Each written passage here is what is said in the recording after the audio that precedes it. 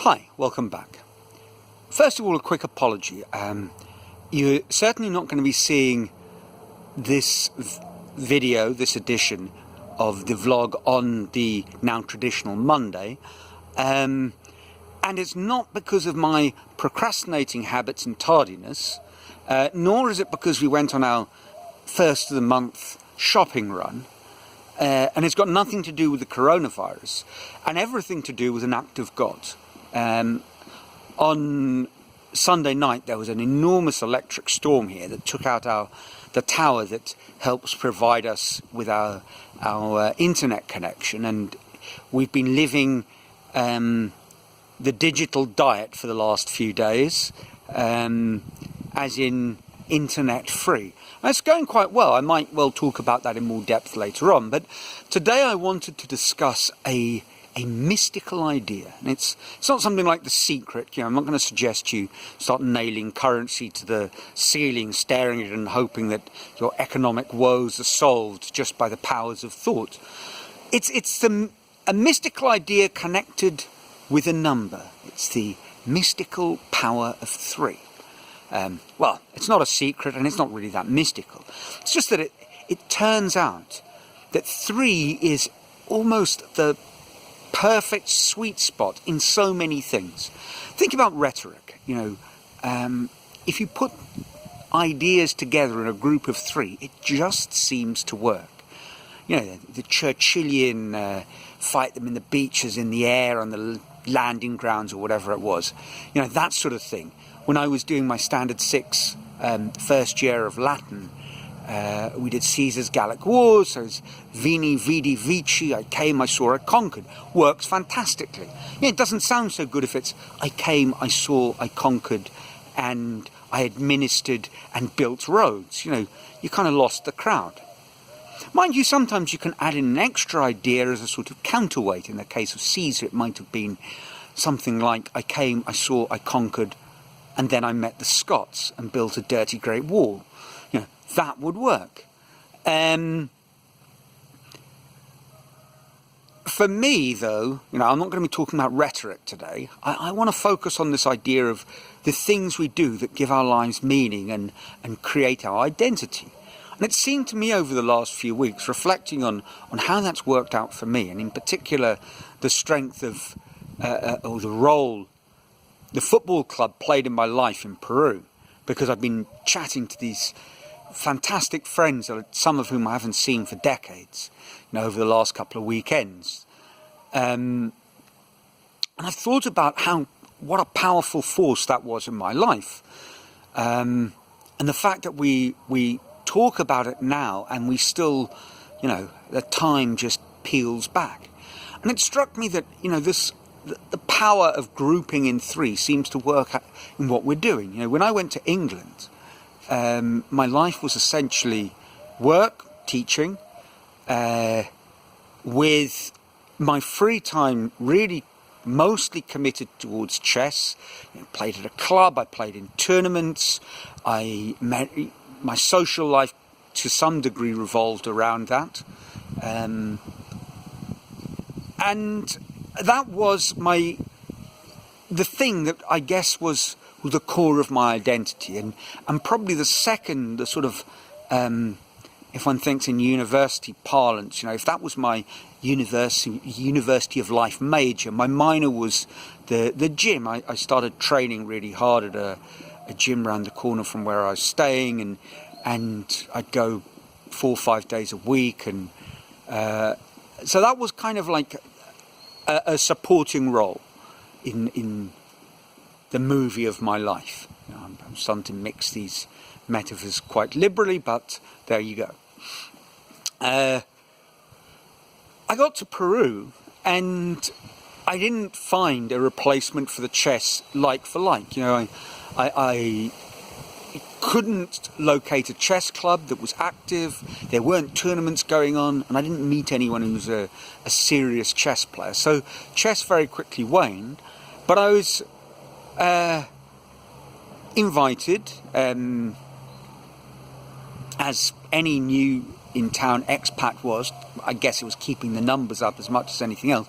But I was invited to join the Kite Flyers, the local expat football team.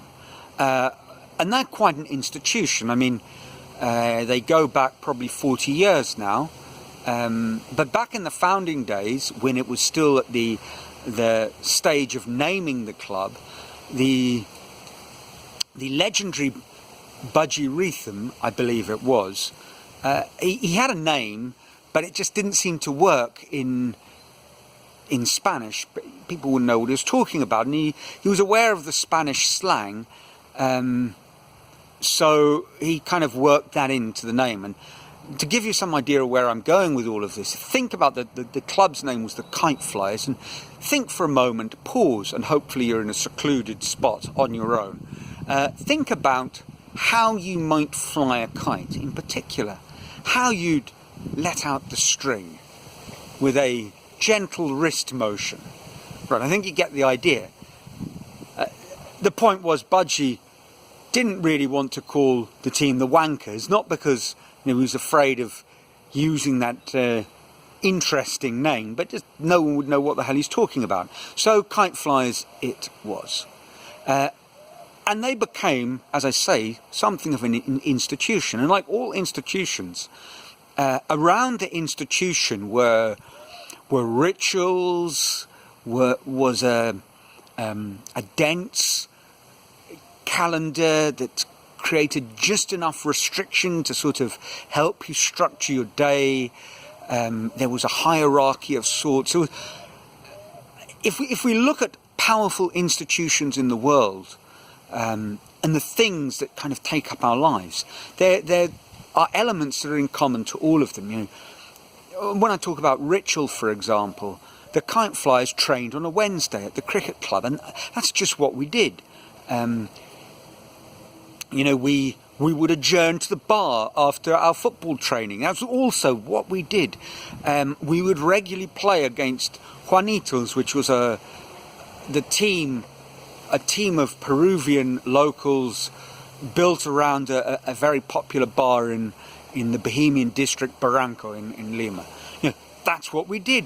At the end of the year, we'd go to Cerro Azul, stay at Andy and Sonia's place, play against the local fishermen. It's what we did. You know, even down to the uniform. Our uniform was red, white and blue. And the socks was one blue sock and one red sock, curiously enough. In fact, as I understand it, a sort of an offshoot of the Kite Flyers that formed later on in Argentina was actually called the Odd Socks.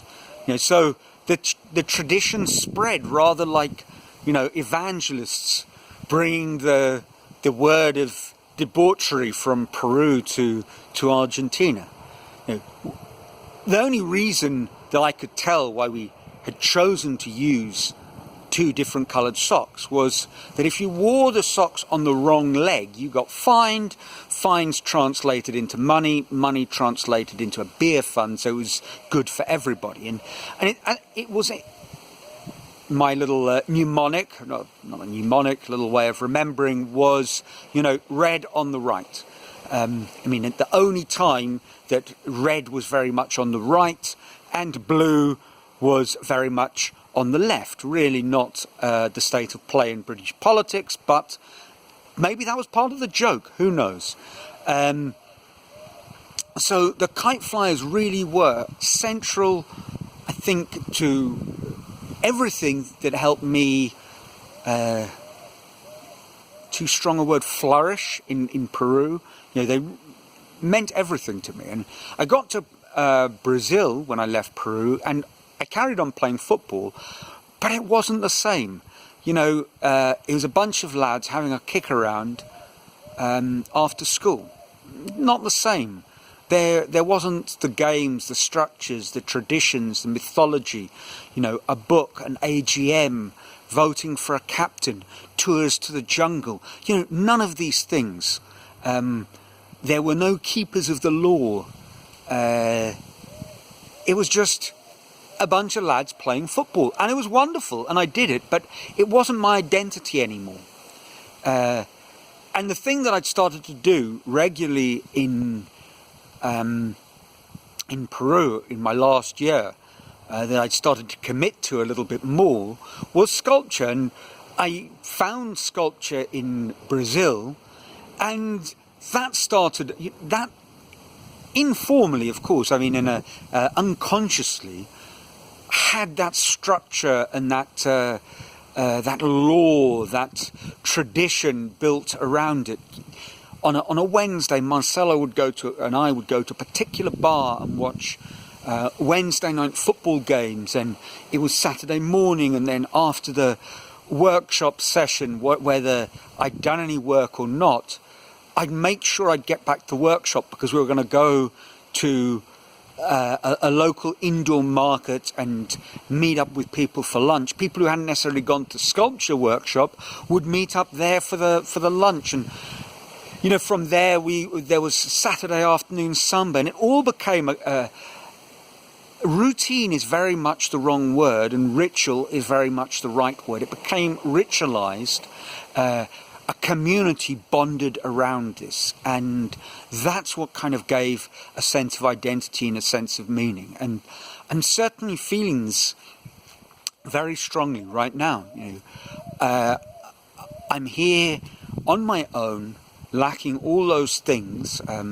like many people, partly because of a lockdown, and partly because I live in, frankly, quite a strange place. Certainly a strange place, given that I'm who I am, you know, and my backstory.